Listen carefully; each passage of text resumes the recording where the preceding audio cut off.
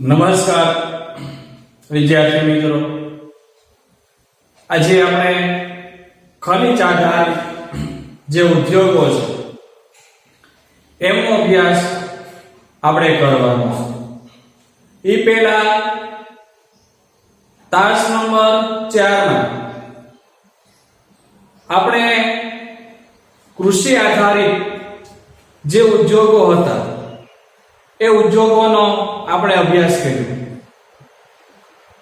હવે આપણે ખનિજ આધારિત જે ઉદ્યોગો છે એનો આપણે અભ્યાસ કરીએ।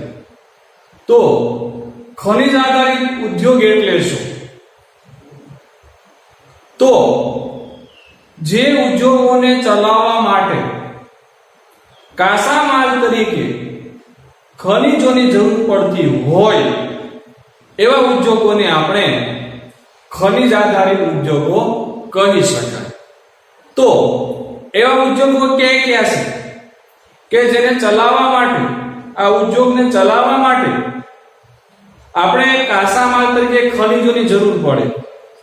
તો એમાં આપણે વાત કરીએ તો લોખંડ પોલાદનો ઉદ્યોગ, ત્યાર પછી એલ્યુમિનિયમનો ઉદ્યોગ, તાંબાનો ઉદ્યોગ, સિમેન્ટ ઉદ્યોગ, ઇલેક્ટ્રોનિક ઉદ્યોગ, આવા ઘણા બધા એવા ઉદ્યોગો છે કે જેને કાચા માલ તરીકે ખનિજોની જરૂર પડે છે। તો એમાંનો એક ઉદ્યોગ એટલે આજે આપણે અભ્યાસ કરવાનો છે લોખંડ પોલાદનો ઉદ્યોગ, જે ખનિજ આધારિત ઉદ્યોગ છે। અહીંયા મેં એના જે કે મુદ્દાઓ છે એ મુદ્દાઓ મેં ટાંક્યા છે, લખ્યા છે।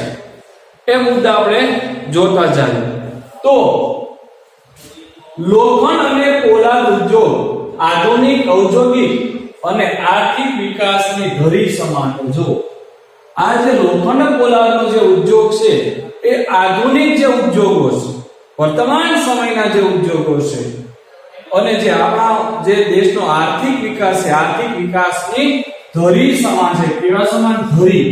એટલે કે મિત્રો જેમ વાહનને ચલાવવા માટે, પૈડાને ચલાવવા માટે ધરીની જરૂર પડે, બરાબર? બે બાજુ પૈડા હોય, વચ્ચેનો જે ભાગ હોય એને આપણે ધરી કહીશું।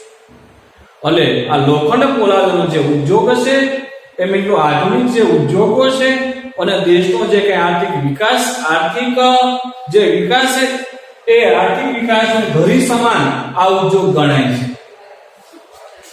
તેના ઉત્પાદનોથી અન્ય ઉદ્યોગોના યંત્રો અને સંરચનાનું નિર્માણ થાય છે। એટલે કે તેના ઉત્પાદનોથી લોખંડ અને પોલાદનું જે ઉત્પાદન છે એ ઉત્પાદનોથી મિત્રો અન્ય ઉદ્યોગોના યંત્રો, એટલે કે જે બીજા ઉદ્યોગો હોય એના યંત્રો, એના સાધનો બનાવવા માટે અને અન્ય સંરચના એટલે કે એમાંથી જે કાંઈ અમુક ચીજ વસ્તુનું નિર્માણ કરવું, અમુક એવા સાધનો છે એનું નિર્માણ કરવું, તો એના નિર્માણ માટે આ જે ઉદ્યોગ છે એ ઉદ્યોગ ખૂબ જ મહત્વનો છે। એટલે કે ફરીવાર આપણે જોઈએ તો તેના ઉત્પાદનોથી જ અન્ય ઉદ્યોગોના યંત્રો અને અન્ય સંરચનાનું નિર્માણ થાય છે। એટલે કે ભારતમાં મિત્રો આ જે ઉદ્યોગ છે લોખંડ પોલાદનો ઉદ્યોગ, એ ઉદ્યોગના ઉત્પાદનોથી અન્ય ઉદ્યોગોના યંત્રો અને અન્ય જે કંઈ સંરચનાનું જે કંઈ નિર્માણ છે એ થાય છે। લોખંડ બનાવવાની પ્રક્રિયા ઘણી પ્રાચીન છે। એટલે કે ભારતમાં લોખંડ બનાવવાની જે કંઈ પ્રક્રિયા છે એ પ્રક્રિયા ઘણી બધી કે છે પ્રાચીન છે। દમાસ્કમાં તલવાર બનાવવા માટે લોખંડની આયાત ભારતમાંથી કરવી પડી। દમાસ્ક એટલે કે મિત્રો જે સિરિયા દેશ છે એ સિરિયા દેશની પ્રાચીન રાજધાની, સિરિયા નામનો એક દેશ, અને એ દેશની રાજધાની પ્રાચીન સમયમાં આ રાજધાની હતી દમાસ્ક। તો દમાસ્કમાં જે તલવાર બનાવવામાં આવતી અને તલવાર બનાવવા માટેનું જે લોખંડ છે એ લોખંડની જે આયાત છે એ મિત્રો આ ભારતમાંથી કરવી પડતી હતી। એટલે આપણા દેશમાંથી લોખંડ લઈ જતા અને ત્યાં એ તલવાર બનાવતા। ભારતમાં આધુનિક રીતે લોખંડ બનાવવાનું પ્રથમ કારખાનું જે તમિલનાડુ છે એ તમિલનાડુના પોર્ટો નોવામાં સ્થાપવામાં આવેલું છે. યાદ રાખજો કે ભારતની અંદર લોખંડ પોલાદ બનાવવા માટેનું પ્રથમ કારખાનું ક્યાં સ્થાપવામાં આવેલું, ક્યાં સ્થાપિત કરવામાં આવેલું? તો જે તમિલનાડુ રાજ્ય છે, તમિલનાડુના પોર્ટો નોવા ખાતે સૌપ્રથમ લોખંડ પોલાદનું જે કારખાનું છે એ કારખાનું સ્થાપવામાં આવ્યું. યાદ રાખો કે ભારતમાં સૌપ્રથમ લોખંડ પોલાદનું કારખાનું ક્યાં સ્થાપવામાં આવ્યું હતું? તો લખવાનું કે ભારતમાં લોખંડ પોલાદનું સૌપ્રથમ કારખાનું તમિલનાડુના પોર્ટો નોવામાં સ્થાપવામાં આવ્યું હતું. પશ્ચિમ બંગાળમાં કુલ્ટી ખાતે કાચા લોખંડનું સફળ ઉત્પાદન થયું. તો ભાઈ પશ્ચિમ બંગાળ એ પણ ભારતનું રાજ્ય છે, તો એનું કુલ્ટી, બરાબર. તો પશ્ચિમ બંગાળ છે, પશ્ચિમ બંગાળમાં કુલ્ટી ખાતે કાચા લોખંડનું જે સરળ છે એ સફળ ઉત્પાદન છે. કાચું લોખંડ જેને આપણે લોહ અયસ્ક પણ કહેવાય છે, કાચા લોખંડને આપણે લોહ અયસ્ક કહેવાય. 1907માં ઝારખંડના જમશેદપુરમાં કારખાનાની સ્થાપનાથી મોટા પાયે ઉત્પાદન શરૂ થયું. એટલે 1907 યાદ રાખજો. 1907માં જે ઝારખંડ છે, ઝારખંડના જમશેદપુરમાં 1907માં ઝારખંડના જમશેદપુરમાં કારખાનાની જે સ્થાપનાથી મિત્રો મોટા પાયે જે ઉત્પાદન છે એ ભારતની અંદર શરૂ થયું. એટલે અહીંથી જે છે આ લોખંડ પોલાદનો જે ઉદ્યોગ છે એ ઉદ્યોગને વેગ મળ્યો છે. એ પહેલા તો લોખંડ પોલાદના કારખાના હતા, પણ એટલી બધી માત્રામાં મિત્રો આપણે સફળ થઈ શક્યા ન હતા. એટલે અહીંયા જે છે એ 1907માં ઝારખંડના જમશેદપુરમાં કારખાનાની સ્થાપનાથી મોટા પાયે જે ઉત્પાદન છે એ ઉત્પાદન શરૂ થયું. પશ્ચિમ બંગાળમાં જ્યારે કુલ્ટી ખાતે જે કાચા લોખંડનું જે સફળ છે ઉત્પાદન થયું, પણ મિત્રો એમાં કોઈ કારણસર આપણને સફળતા મળી નહીં. યાદ રાખજો, એમાં આપણને સફળતા મળી ન હતી. એની પાછળના ઘણા બધા કારણો જવાબદાર હશે, એટલે આપણે એમાં સફળતા ન મળી. પણ 1907માં ઝારખંડના જમશેદપુરમાં જે કારખાનાની જે સ્થાપનાથી મોટા પાયે જે લોખંડ પોલાદનું જે ઉત્પાદન છે એ ઉત્પાદન શરૂ થયું. ભિલાઈ એ સિવાય આપણે જોઈએ તો પશ્ચિમ બંગાળમાં આવેલા જે બર્નપુર અને કર્ણાટકમાં આવેલું જે ભદ્રાવતી છે, ભદ્રાવતી ખાતે કારખાનું સ્થપાયું. તો પશ્ચિમ બંગાળમાં આવેલું જે બર્નપુર કહેવાય છે, બર્નપુર, અને કર્ણાટકમાં ભદ્રાવતી ખાતે મિત્રો આ લોખંડ પોલાદનું જે કારખાનું છે એ કારખાનું સ્થપાયું. ત્યાર પછી આપણે જોઈએ તો ભિલાઈ છે, રાઉરકેલા, દુર્ગાપુરમાં લોખંડ પોલાદના કારખાના સ્થપાયા. તો દેશના ઘણા બધા વિસ્તારોમાં, ઘણા બધા સ્થળોએ મિત્રો આ લોખંડ પોલાદના કારખાના છે એ સ્થપાયા. જેમ કે ભિલાઈ છે, રાઉરકેલા, દુર્ગાપુર માં લોખંડ પોલાદના જે કારખાના છે એ કારખાના સ્થપાયા. વિશાખાપટ્ટનમ છે, વિશાખાપટ્ટનમ, બોકારો અને શહેરમાં પણ આધુનિક અને મોટા કારખાના જે છે એ મોટા કારખાના સ્થપાયા. તો અહીંયા આપણે વાત કરીએ ભાઈ વિશાખાપટ્ટનમ, ત્યાર પછી બોકારો અને શહેરમાં પણ આધુનિક અને મોટા જે કારખાના કહેવાય છે એ મોટા કારખાના સ્થપાયા. આધુનિક કારખાના અને મોટા કારખાના. લોખંડ પોલાદ બનાવવા માટે મિત્રો કયા કયા કાચો માલનો ઉપયોગ કરવામાં આવે છે? તો લોખંડ પોલાદ જે છે, લોખંડ પોલાદ બનાવવા માટે જે છે એક તો લોહ અયસ્કની જરૂર પડે છે. લોહ અયસ્ક એટલે કે કાચું લોખંડ. ત્યાર પછી કોલસોની પણ જરૂર પડે છે, અને સોનાનો પથ્થર છે, અને મેંગેનીઝ એનો કાચા માલ તરીકે ઉપયોગ થાય છે. યાદ રાખજો કે લોખંડ પોલાદ જે છે, લોખંડ પોલાદના ઉદ્યોગોમાં કાચા માલ તરીકે શેનો ઉપયોગ થાય? તો આપણે લખી શકાય કે ભાઈ લોહ અયસ્કનો કાચા માલ તરીકે ઉપયોગ થાય છે, કોલસો, ચૂનાનો પથ્થર અને મેંગેનીઝ તેનો કાચા માલ તરીકે ઉપયોગ કરવામાં આવે છે. ગુજરાતમાં હજીરા પાસે મિની સ્ટીલ પ્લાન્ટ પ્રસ્થાપિત થયો છે. યાદ રાખજો. તો જે ગુજરાત રાજ્ય છે એ ગુજરાતમાં કઈ જગ્યાએ? તો કે હજીરા પાસે મિની સ્ટીલ પ્લાન્ટ, મિની એટલે નાનું એવો થાય એનો મિની એટલે નાનું, તો મિની સ્ટીલ પ્લાન્ટ છે એ પ્રસ્થાપિત થયો. અને ટાટા સિવાયના જે લોખંડ છે, ટાટા એક કંપની છે જે જમશેદપુરમાં આવેલું છે. ઝારખંડના જમશેદપુર ખાતે આ ટાટા એક કંપની છે જે લોખંડ પોલાદનું ઉત્પાદન કરે છે અને અન્ય યંત્રો ઉપકરણો પણ લોખંડમાંથી બનાવે છે. ઘણા બધા વાહનો પણ એ બનાવે છે. તો આ ટાટા જે લોખંડ છે એ ટાટા સિવાયના જે લોખંડ પોલાદના જે કારખાનાઓ છે એ કારખાનાનો વહીવટ કોણ કરે છે? તો કે steel authority of India limited દ્વારા એનો વહીવટ જે છે એ કરવામાં આવે છે. એને આપણે ટૂંકમાં કેવું તો SAIL, જેને આપણે કહીશું સેલ. શું કહેવાય? સેલ. S એટલે આપણે કહીશું સ્ટીલ, S એટલે સ્ટીલ થશે. A એટલે ઓથોરિટી,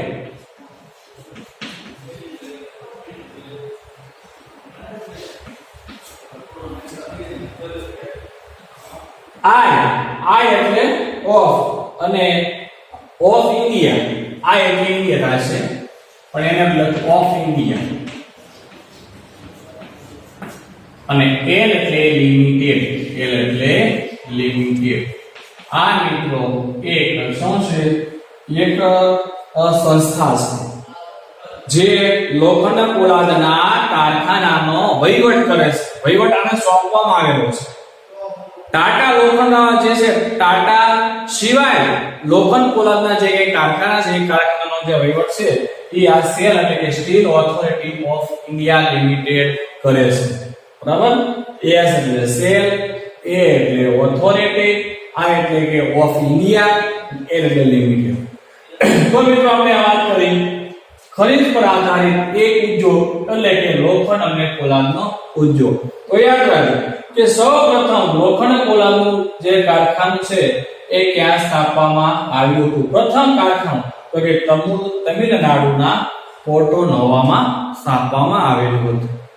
એ પછી પશ્ચિમ બંગાળના કુલ્ટી ખાતે પણ કાચા લોખંડનું જે સફળ ઉત્પાદન થયું, પણ એમાં આપણને કોઈ કારણસર સફળતા મળી નહોતી.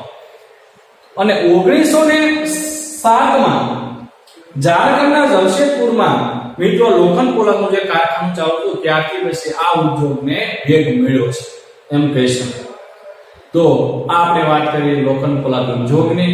હવે આપણે વાત કરીશું એલ્યુમિનિયમ ગાળણ, જે પણ ખનિજ આધારિત ઉદ્યોગ છે એની આપણે અભ્યાસ કરીએ. તો આપણે હવે એલ્યુમિનિયમ ગાળણ જે ખનિજ આધારિત ઉદ્યોગ છે એનો આપણે અભ્યાસ કરીએ. પણ એ પહેલા આપણે લોખંડ પોલાદ જે ઉદ્યોગ છે વિદ્યાર્થી મિત્રો, આ લોખંડ પોલાદ ઉદ્યોગમાં આપણે એક પોઈન્ટની વાત કરીએ તો મિત્રો વિશ્વમાં આ એક મુદ્દો આપણે બાકી રહી ગયેલો, તો આપણે એની ચર્ચા કરી લઈએ કે ભાઈ વિશ્વમાં જે લોખંડ પોલાદનું જે કુલ ઉત્પાદન થાય છે એ કુલ ઉત્પાદનમાં ભારત છે એ ભારત 5મા ક્રમે સ્થાન ધરાવે છે. યાદ રાખજો મિત્રો, બરાબર છે. લોખંડ પોલાદ જે છે એ લોખંડ પોલાદના ઉત્પાદનમાં સમગ્ર વિશ્વમાં ભારત 5મું સ્થાન ધરાવે છે. ચલો હવે આપણે આગળ આમાં વધીએ. તો લોખંડ પોલાદ પછી બીજો મહત્વપૂર્ણ ધાતુ ઉદ્યોગ એટલે એલ્યુમિનિયમ ગાળણ છે. એલ્યુમિનિયમ ગાળણ. તો બીજા ક્રમે સૌથી પહેલા ખનિજ આધારિત, પ્રથમ ક્રમે લોખંડ પોલાદનો ઉદ્યોગ અને ત્યાર પછી બીજા સ્થાને એલ્યુમિનિયમ ગાળણનો ઉદ્યોગ આવે છે. આ ધાતુના આપણે ગુણધર્મ જોઈએ. એલ્યુમિનિયમ જે ધાતુ છે તેનો આપણે ગુણધર્મોની વાત કરીએ, તેના ગુણધર્મો તો આપણે જોઈએ તો આ ધાતુ વજનમાં કેવી છે? હલકી છે. કેવી? હલકી. પછી મજબૂતાઈ, એ મજબૂત છે. એલ્યુમિનિયમ છે મજબૂત પણ છે. ટીપાઉપણું એટલે કે એને ટીપીને જેવો આકાર આપવો હોય એવો આકાર આપી શકાય. એટલે ટીપાઉપણાનો પણ ગુણધર્મ ધરાવે છે, ટીપી શકાય છે. વિદ્યુત સુવાહકતા એટલે તેમાંથી વિદ્યુતને પસાર કરી શકાય છે. એલ્યુમિનિયમ જે ધાતુ છે એલ્યુમિનિયમ માંથી વિદ્યુતને પસાર કરી શકાય એટલે વિદ્યુત સુવાહકતા. પછી કાટ ન છોડે તેવા વિશિષ્ટ ગુણધર્મ ધરાવે છે, એટલે કે તેને કાટ લાગતો નથી. એલ્યુમિનિયમ જે છે તેને કાટ લાગતો નથી, એટલે કાટ ન છોડે તેવા વિશિષ્ટ ગુણધર્મો ધરાવે છે. યાદ રાખજો, કદાચ પરીક્ષામાં એલ્યુમિનિયમ ના ગુણધર્મો પૂછાય તો આપણે લખી શકાય કે એલ્યુમિનિયમ વજનમાં હલકી, ટીપાઉપણું, મજબૂત, વિદ્યુત સુવાહકતા અને કાટ ન છોડે તેવા વિશિષ્ટ ગુણધર્મો ધરાવે છે. બોક્સાઇટ એ એલ્યુમિનિયમની કાચી ધાતુ છે. જો બોક્સાઇટ પણ એક ધાતુ છે, બોક્સાઇટ. તો બોક્સાઇટ એ કઈ ધાતુની કાચી ધાતુ છે? તો એલ્યુમિનિયમ. તો બોક્સાઇટ એ એલ્યુમિનિયમની કાચી ધાતુ છે. એલ્યુમિનિયમ સાથે બીજી મિશ્ર ધાતુઓ ભેળવી કેવા સાધનો?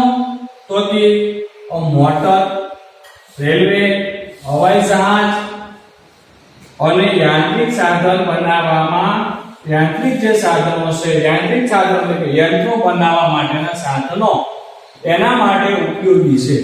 એટલે એલ્યુમિનિયમ સાથે જો બીજી મિશ્ર ધાતુ આપણે ભેળવીએ, બીજી મિશ્ર ધાતુ ભેળવીને કેવા કેવા સાધનો બનાવી શકાય છે? જેમ કે મોટર છે, રેલવે છે, વિમાન જહાજ છે, અથવા તો હવાઈ વિમાન છે, હવાઈ જહાજ છે, બરાબર. અને યાંત્રિક સાધન બનાવવામાં એલ્યુમિનિયમ જે છે એ ઉપયોગી છે. એલ્યુમિનિયમના ઉત્પાદનમાં આવશે કે ભાઈ એલ્યુમિનિયમના ઉત્પાદનમાં 40 થી 50% ખર્ચો શેમાં થાય છે? તો કે વિદ્યુતમાં થાય છે. એટલે એલ્યુમિનિયમના ઉત્પાદનમાં 40 થી 50% ખર્ચો તો વિદ્યુતમાં થાય છે. એટલે આટલો જે ખર્ચો છે એ વિદ્યુતમાં વયો જાય છે, વીજળીમાં, લાઇટ બિલ, બરાબર. એટલે એલ્યુમિનિયમ ઉત્પાદનમાં 40 થી 50% જેટલો ખર્ચો છે એ વિદ્યુતમાં જાય છે. આથી જ્યાં બોક્સાઇટ, કારણ કે એલ્યુમિનિયમની કાચી ધાતુ છે, એલ્યુમિનિયમ બનાવવા માટે બોક્સાઇટની જરૂર પડે છે. એટલે એલ્યુમિનિયમની કાચી ધાતુ એટલે બોક્સાઇટ. એટલે કે જ્યાં બોક્સાઇટ અને જળ વિદ્યુત સરળતાથી ઉપલબ્ધ હોય ત્યાં આ ઉદ્યોગ સ્થપાયા છે. એટલે જ્યાં મિત્રો એલ્યુમિનિયમની કાચી ધાતુ એટલે કે બોક્સાઇટ મળી રહેતી હોય, જળ વિદ્યુત પાણી દ્વારા ઉત્પન્ન કરવામાં આવતી જે વીજળી છે એ વીજળી પણ આપણે સરળતાથી મળી રહેતી હોય એવા સ્થળોએ આ ઉદ્યોગની સ્થાપના કરવામાં આવે છે. જો જળ વિદ્યુતની વાત છે, કોલસા દ્વારા પણ વિદ્યુત ઉત્પન્ન કરી શકાય છે, પણ એ આપણે મોંઘી પડે. પણ જળ દ્વારા જો વિદ્યુત ઉત્પન્ન કરવામાં આવે તો એ આપણને સસ્તી પડે. તો જ્યાં જળ વિદ્યુત સરળતાથી પ્રાપ્ત થતી હોય એટલે વીજળી પ્રાપ્ત થતી હોય, કાચી ધાતુ તરીકે આપણને બોક્સાઇટ મળી રહેતી હોય એવા સ્થળોએ આવા ઉદ્યોગોની સ્થાપના કરવામાં આવે છે. અને એલ્યુમિનિયમના જે ઉત્પાદન કરતા જે કારખાના છે ક્યાં સ્થપાયા છે? ભારતમાં. ભારતની અંદર આવા એલ્યુમિનિયમનું ઉત્પાદન કરતા જે કારખાના ક્યાં આવેલા છે? તો મિત્રો યાદ રાખજો, ઓડિશા. કયું રાજ્ય છે? ઓડિશા, પશ્ચિમ બંગાળ, કેરળ, ઉત્તર પ્રદેશ, છત્તીસગઢ, મહારાષ્ટ્ર અને તમિલનાડુમાં એલ્યુમિનિયમનું ઉત્પાદન કરતા કારખાના સ્થપાયા છે. તો મિત્રો આપણે આ વાત કરી ખનિજ આધારિત ત્યાં પછીનો બીજા નંબરનો ઉદ્યોગ એટલે કે એલ્યુમિનિયમ ગાળો. એલ્યુમિનિયમના જે છે ગુણધર્મોની વાત કરી, બરાબર છે, એલ્યુમિનિયમની કાચી ધાતુની વાત કરી, એલ્યુમિનિયમ સાથે બીજી મિશ્ર ધાતુ બનાવીને કેવા સાધનો બનાવી શકાય છે એની આપણે વાત કરી છે, એનો અભ્યાસ કર્યો.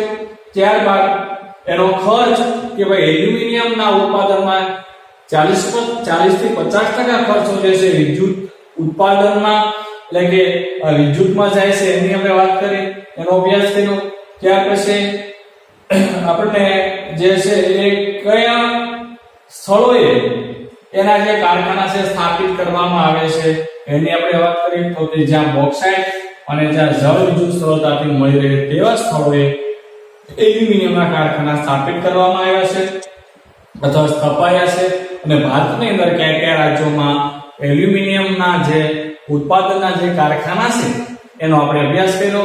ચાલો હવે વિદ્યાર્થી મિત્રો આપણે ત્યાર પછીનો એક ઉદ્યોગ એટલે તાંબા ગાળણનો આપણે અભ્યાસ કરીએ. તો ચાલો વિદ્યાર્થી મિત્રો ત્યાર પછીનો એટલે તાંબુ ગાળણ ઉદ્યોગ વિશે આપણે અભ્યાસ કરીએ. તો વિદ્યુત સુવાહકતા અને બીજી ધાતુઓ સાથે સરળતાથી ભળવાના ગુણને લીધે તાંબાનો ઉપયોગ વધ્યો છે. તો વર્તમાન સમયમાં તાંબાનો જે ઉપયોગ છે એ વધ્યો છે. શેને કારણે? તાંબુ છે એ વિદ્યુતનું સુવાહક છે. સુવાહક એટલે શું વિદ્યાર્થી મિત્રો? જેમાંથી આપણે વિદ્યુત પસાર કરી શકાય એને આપણે વિદ્યુત સુવાહક કહેવાય. લાકડું છે તો લાકડામાંથી આપણે વિદ્યુતનો પ્રવાહ છે એ પસાર કરી શકતા નથી એટલે આપણે વિદ્યુતનું અવાહક કહેવાય, એ સુવાહક કહેવાય નહીં.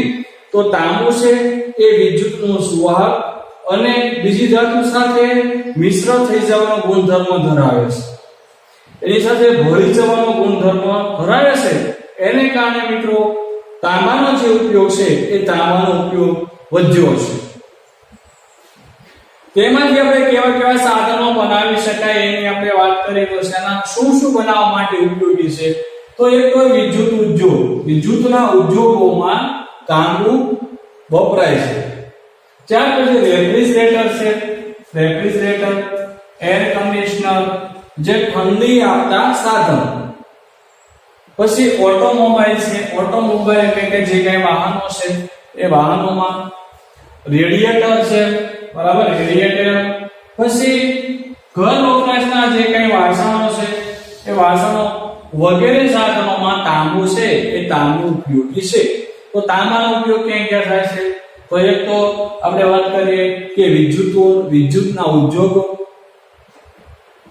ત્યાર પછી refrigerator, air conditioner, automobile, radiator, ઘર વપરાશના જે કઈ સાધનો છે મિત્રો, વાસણો છે. ઘણા આપણા ઘરે પણ તાંબામાંથી બનેલા વાસણો તમે અમુક જોયા હશે, બરાબર. લોટો છે એ તાંબાનો હોય, હેલ આપણે કહેવાય છે એ પણ તાંબામાંથી બનાવવામાં આવતી પ્રાચીન સમયમાં. હવે મિત્રો આમ ગણીએ તો આજે ઘર વપરાશના જે કઈ વાસણો છે એ આપણને ઓછા જોવા મળે છે. તાંબાનો જે કિંમત છે પણ વધારે હોય છે, એની કરતા આપણને સ્ટીલના વાસણો અને એનો જે ભાવ છે ઓછો હોય એટલે આપણે સ્ટીલના વાસણો વાપરીએ છીએ. પ્રાચીન સમયમાં તાંબાના વાસણોનો ઉપયોગ છે એ વધારે થતો. વર્તમાન સમયમાં સ્ટીલના વાસણોનો ઉપયોગ વધારે થાય છે કારણ કે સ્ટીલ કરતા જે તાંબુ છે મોંઘું છે એટલા માટે. ભારતમાં સૌપ્રથમ તાંબા ગાળણ ઉદ્યોગનો જે એકમ છે એ ભારતીય તાંબા નિગમ એટલે કે આઈસીસી દ્વારા ઝારખંડમાં, યાદ રાખજો, ઝારખંડમાં ઘાટશિલા ખાતે પ્રસ્થાપિત કરવામાં આવ્યો હતો.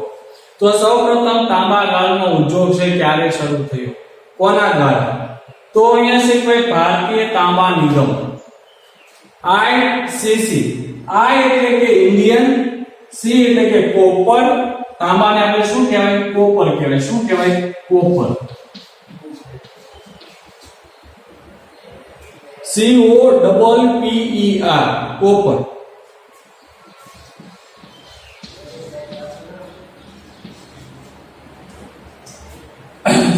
અને સી એટલે કોર્પોરેશન એટલે કે ઇન્ડિયન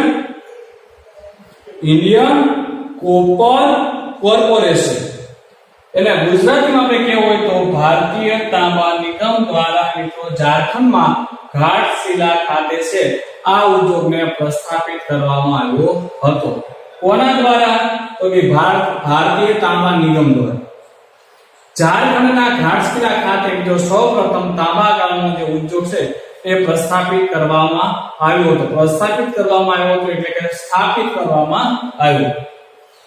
1972 માં ભારતીય તાંબા નિગમને હિન્દુસ્તાન કોપર લિમિટેડ SCL એટલે કે હિન્દુસ્તાન, S એટલે હિન્દુસ્તાન, C એટલે કે કોપર અને L એટલે કે લિમિટેડ અંતર્ગત હસ્તાંતરણ કરવામાં આવ્યું. એટલે કે મિત્રો 1972 પછી જે ભારતીય તાંબા નિગમ છે તેના બદલે હિન્દુસ્તાન કોપર લિમિટેડ એવું એનું નામકરણ જે છે એ કરવામાં આવ્યું. એટલે એને જે નામકરણ ફેરવ્યું, પહેલા ભારતીય તાંબા નિગમ એના બદલે હવે 1972 થી હિન્દુસ્તાન કોપર લિમિટેડ એવું જે હસ્તાંતરણ છે એવું જે નામ છે આપવામાં આવ્યું.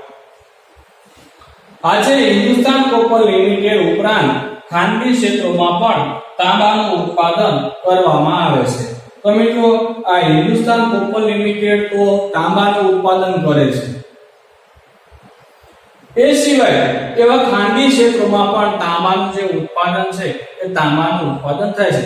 પહેલા તો માત્ર ને માત્ર જે છે એ તાંબા ભારતીય તાંબા નિગમ એ તાંબાનું ઉત્પાદન કરતા, એ પછી જે છે એનું હસ્તાંતરણ કરવામાં આવ્યું એટલે કે SCL સંસ્થા પણ તાંબાનું ઉત્પાદન કરતી. અને હવે મિત્રો એના સિવાય અન્ય પણ એવા ખાનગી ક્ષેત્રો છે જે તાંબાનું ઉત્પાદન કરે છે.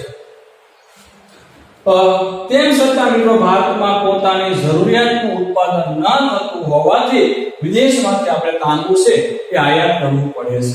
મિત્રો આપણે જરૂરિયાત જે છે જરૂરિયાત કરતા જે જરૂરિયાત છે આપણી પૂરી થતી નથી. આપણા દેશમાં જે તાંબાનું ઉત્પાદન થાય છે એ ઓછું થાય છે, જરૂરિયાત કરતા ઓછું થાય, એટલે મિત્રો આપણે વિદેશમાંથી તાંબાની જે છે આયાત કરવી પડે છે. બરાબર? તો અહીંયા સુધી આપણે તાસ નંબર જે 5 છે એ રાખી. તાસ નંબર 6 માં આપણે અન્ય જે કાંઈ એવા ખનિજ આધારિત ઉદ્યોગો છે તેનો આપણે અભ્યાસ કરીશું. અસ્તુ.